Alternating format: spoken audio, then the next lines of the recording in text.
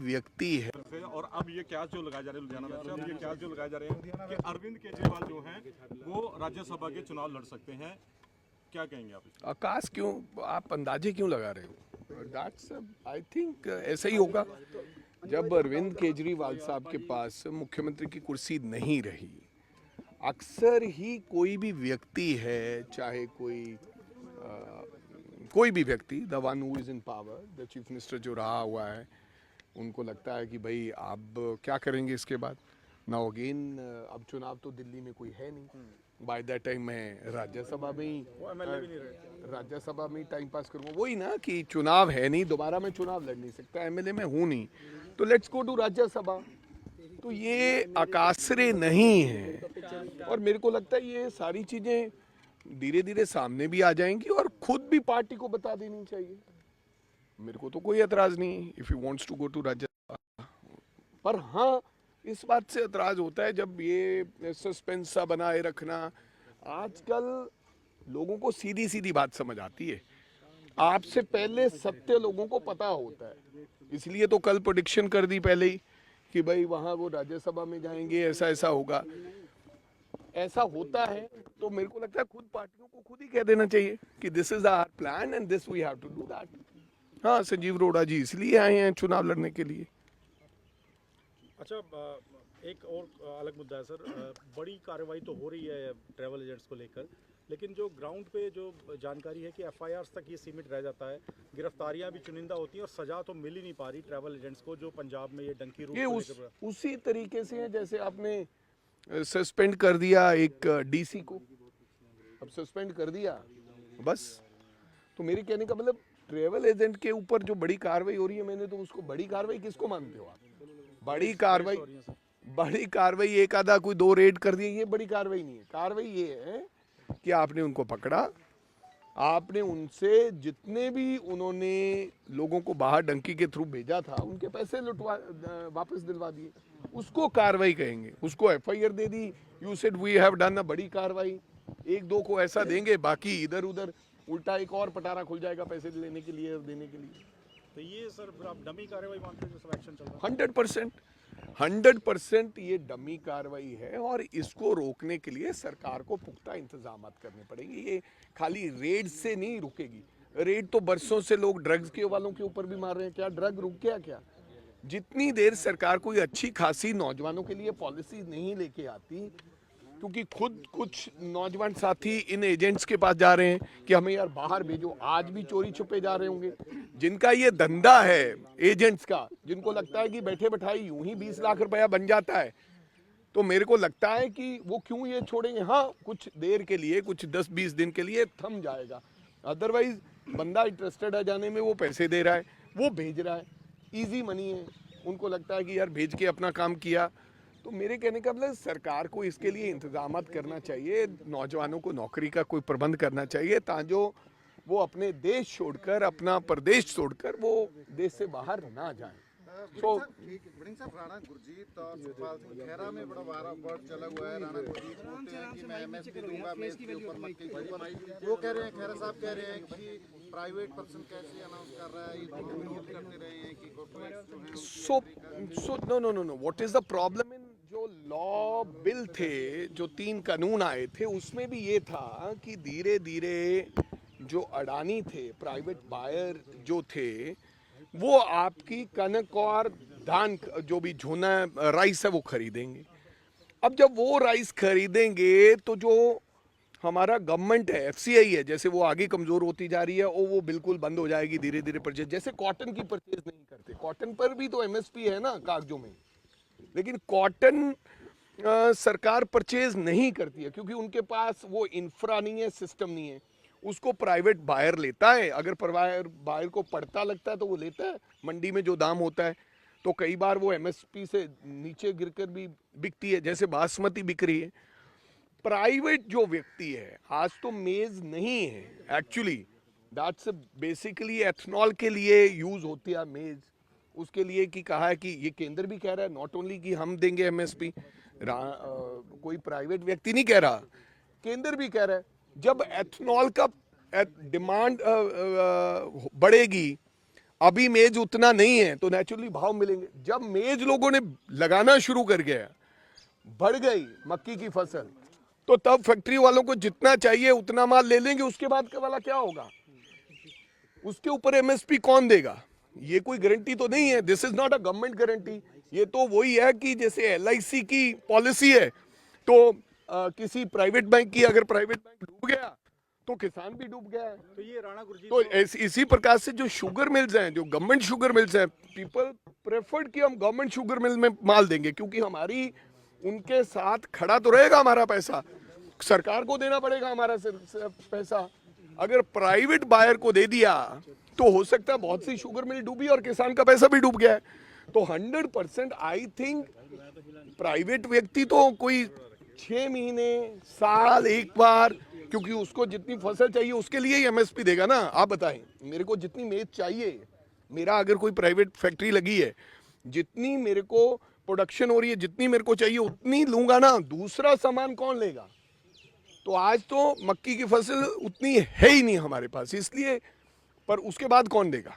तो सर ये राणा गुरजीत जो ऑफर दे रहे हैं, तो आप मानते हैं पार्टी लाइन से अलग है? और उन्होंने एक स्टेटमेंट और दिया, वो कह रहे हैं कि मैं पर्सनल लेवल पे अपने प्रधान यानी आपके लिए वो कह रहे हैं कि मैं उनको पसंद ही नहीं करता। चलो चलो चलो, देखो, कोई मेरे को पसंद करे नहीं करे, अगर हो सकता है वो ना पसंद करते हो, और मैं कैसे कह सकता हूँ कि आप मेरे को पसंद करें?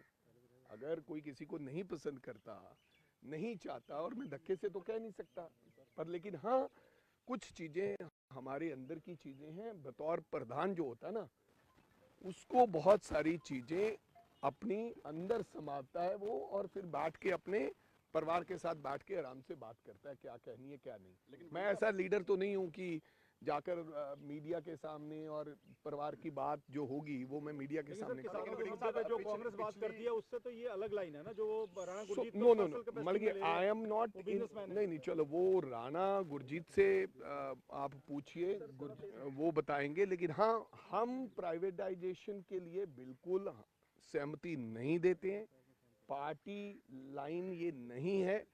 हम तो चाहते हैं कि सरकारें, अडानी कल बोल देगा कि मैं तो यार लूंगा आपका माल, धान लूंगा, वीट लूंगा, क्या कोई किसान मानेगा?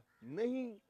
तो मेरे कहने का मतलब, हम तो गवर्नमेंट से गारंटी मांगते हैं, गवर्नमेंट गारंटी दे एमएसपी के लिए, एमएसपी के लिए। प्राइवेट व्यक्ति की कही हुई बात, मैं उनकी बात को, किसी बात को कंडेम नहीं करना चाहता हूँ, ना मैं हक में हूँ, ना मैं उनकी कंडेम करना चाहता हूँ, लेकिन मैं अपनी बात रखना चाहता हूँ। प्राइवेट व्यक्ति की कही हुई बात पे कितनी वो कल निभेगा, इससे क्या गारंटी है भाई?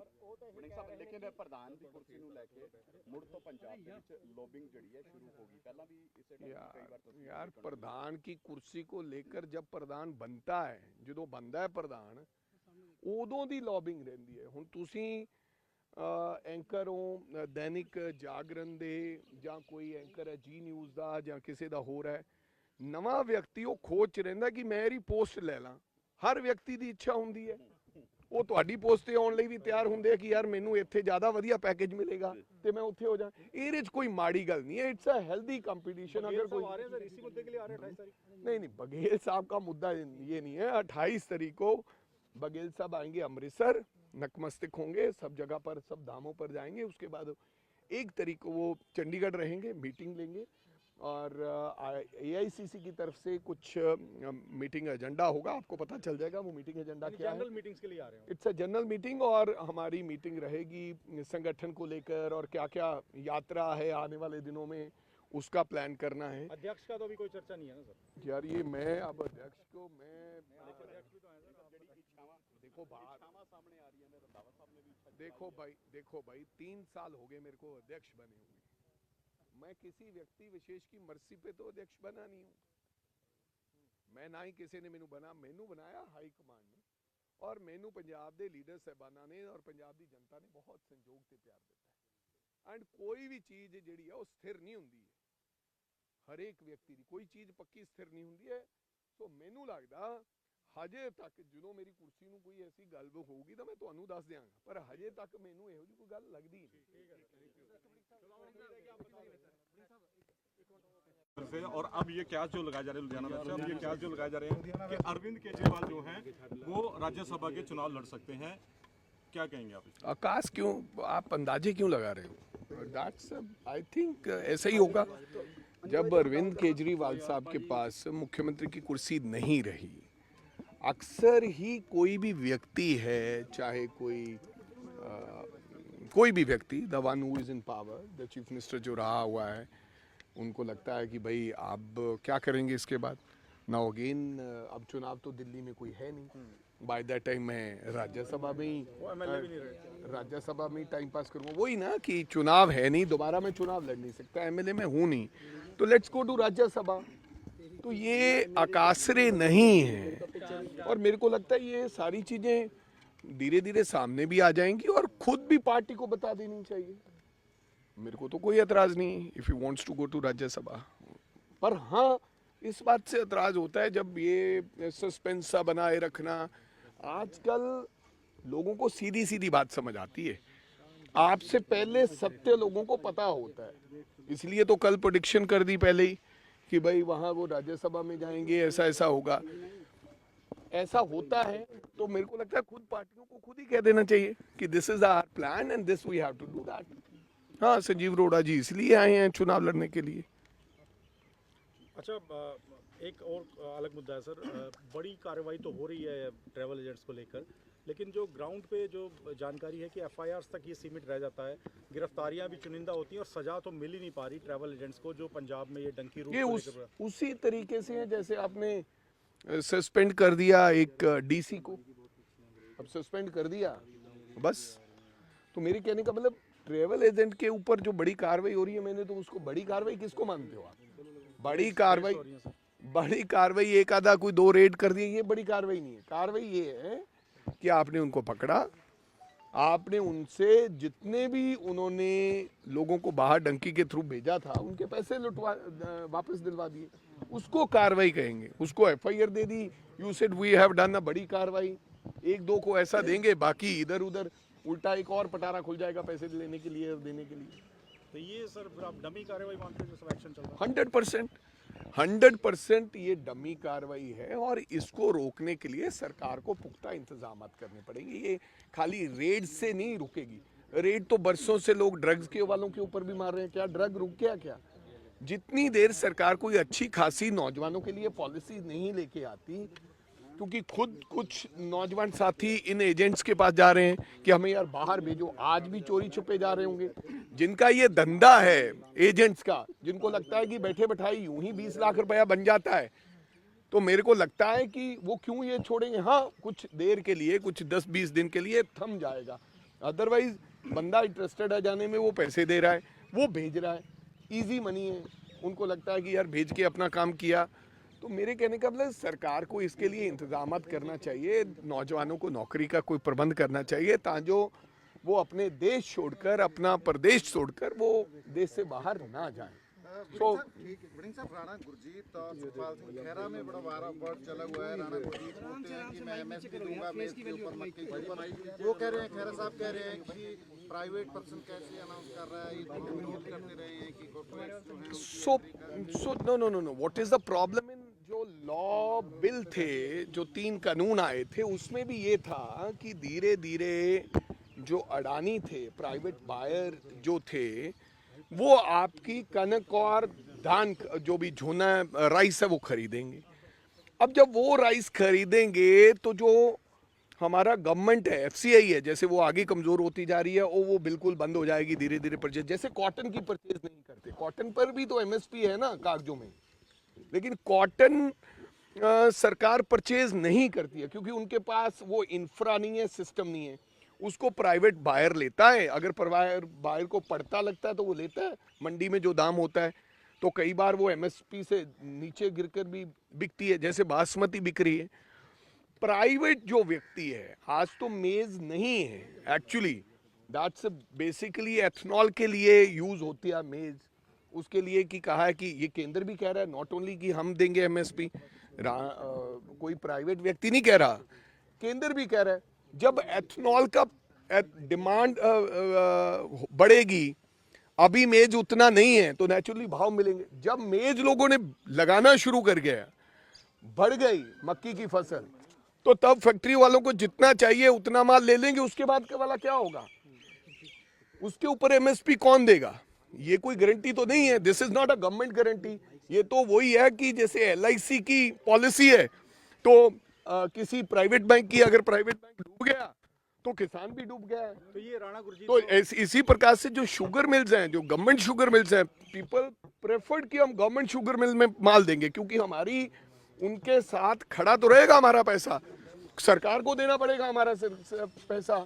अगर प्राइवेट बायर को दे दिया तो हो सकता है बहुत सी शुगर मिल डूबी और किसान का पैसा भी डूब गया है।